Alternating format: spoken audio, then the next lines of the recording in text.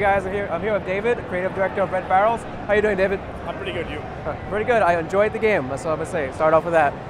Okay. So I realized when I was reading online about the game, I read that it was made by like a lot of ex-members of these big publishers, and I was wondering, with all this talent behind the game, like how is it in the drawing board or like in the creative process? Like how does it work having all these people who have done such amazing video games? Well, the thing is, the way it works is that like we kind of used to work together. Like I worked with Phil Morin during a long period of time at Ubisoft. Then Hugo Dallaire was one of the co-founders too.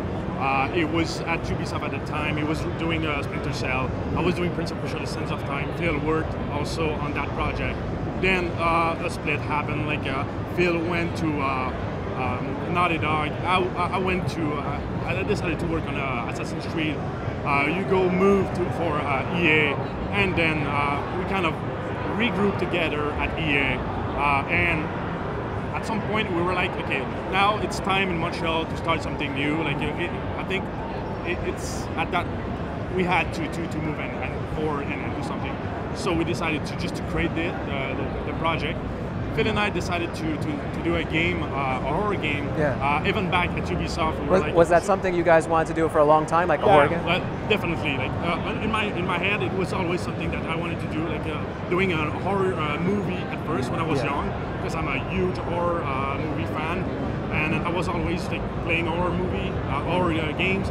And so with that opportunity of building the group and finding talent, because I would say because of the trailer and because we have a lot of connection in Montreal, it's because that's still a pretty small city. It was not that hard to find people. The biggest challenge was mostly to attract them by like in terms of making sure that it's not going to be like so risky, because we have a lot of big like talent in Montreal. What is the video camera like? How does that integrate into gameplay? I noticed that one of the cool things about it was that it focuses and you can't see things in the background, so like the focus adds to your perception of what's in the room, your environment. What was that something that was from like the drawing board, like from the very beginning? That is something, that we discovered like in the very beginning of the process of building the game. Actually, you go try to do some tests, and we really want a player to feel like having a camera is really like having a weapon in first-person shooter games.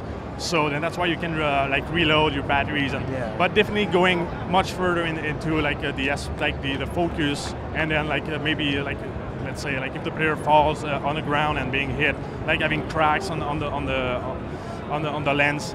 So it's definitely something I wanted to push forward, because we know like player now, and even like any people wants to put like their video on Facebook and YouTube. So like that would, for us, that was obvious that we had to find the right type of game, and in that case Outlast, to come up with a reason to use a camera and camera recorder. I noticed that the character's very able to run around his environment. He can climb, he could crawl through vents. Is that something like, are we gonna see more of that? It's like parkourish almost? Yeah, well, because we're gamer for sure, so we tried like Mirror's Edge before, and that they had something really unique and pretty good, like fitting the character, and we felt that the first-person genre is just about like having a gun, like with a floating camera, and for us it was really important to feel that we are actually a human having a human body.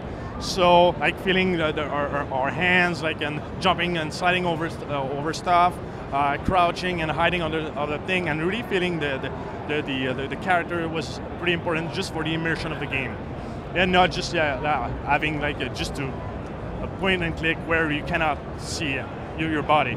So in terms of immersion, and in terms of like, and then also a personal challenge also to make sure that the player like really see that we can go deep into the quality of like being not just being a first person, but something unique.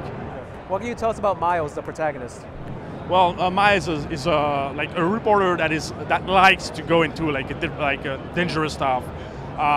We are always referring like one of the main characters in the movie Millennium, like the series. That's the type of reporter that likes to have his hand dirty and go into dangerous places. So that's how we decided to. That's how we came up with Miles, where all right, let's go, let's throw him into something really dangerous, in that case, the asylum, and see what, because actually it's not really the hero of the game, it's mostly the enemy, but how a human being like us would fit into that, and just having a camera. So Miles appears like has been created like along those guidelines of somebody normal that has no extra power, no specialties, and just try to survive in that. What's the history of the asylum? It seems like it might be creatures, experiments went on. Like, is it supernatural or more like a traditional horror? Are they monsters or are they something else? I know you can't spoil it, but I mean, no. What kind of horror can we expect? Psychological or in general? Well, there's definitely there's something that I can tell you. We really like the fight between religion and science. Yes. So that as you're gonna play the game, it's gonna be really a mix of the two. Right now, like the enemies, for sure they are not zombies. Like maybe people are looking at that and saying, oh yeah, it's not a zombie game. It's mostly those are still patient or crazy mentally ill patient. So you never know what they're gonna do to you. They're gonna be unpredictable. So they might chase you and finally let you go. You might like walk just next to a guy and you think it's not gonna do anything to you, but actually it's gonna jump on you. Or the opposite, somebody's gonna try to catch you, but then it's gonna like release you. So we really want to play with that. So they are still human. They are a human being with a sickness, but they have a little twist that we, for sure, I don't want to spoil it because that's part of the big plot also in the game. So what other things can we expect the camera to do? I noticed it has night vision mode. Perhaps it has thermal or other type of abilities in the future. Well, for the camera, the thermal mode was mostly something that like they use in the Splinter Cell games, or in Alien, for example. In our case, we didn't want to go like, for sure it's our main weapon, but we didn't want to go too much like into something that does not make any sense. Like because the reporter buys is just a normal guide, and he didn't bring any like special like tool with it.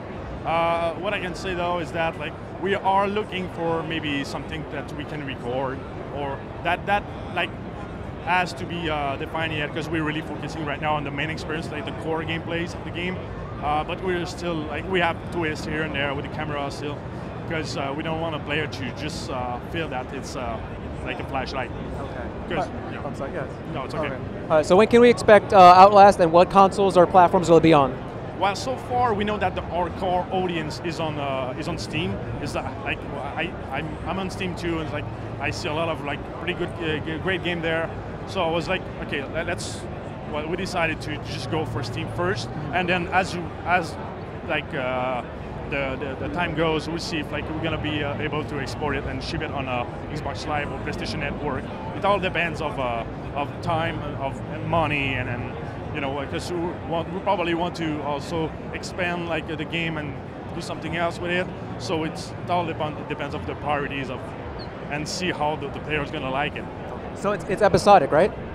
In some ways.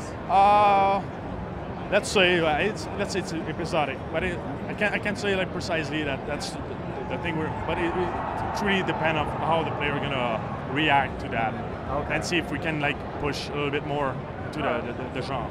Sounds good. All right, thanks so much for this. Thanks to you. Look forward to the game. All right. See you guys.